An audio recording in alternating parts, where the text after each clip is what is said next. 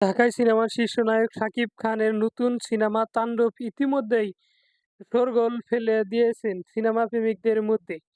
সিনেমাটি ঈদুল আজহারে মুক্তি পাবে বলে অন্যদিকে জানা গেছে। এই সিনেমার পরিচালক হিসাবে অন্যদিকে দায়িত্ব পালন করেছেন তাণ্ডব নির্মাতা অন্যদিকে রায়হান রাফি, যিনি অন্যদিকে দহন ও যমজ সিনেমার অন্যদিকে মতোই সফল কাজের জন্যই পরিচালিত তাণ্ডব প্রযোজনার কাছে অন্যদিকে শাকিব খান এই সিনেমা চুক্তিবদ্ধ হয়েছেন এবং অন্যদিকে প্রযোজক শাহরিয়ার শাকিলের অন্যদিকে সঙ্গে চুক্তিপত্রে অন্যদিকে সই করেছেন।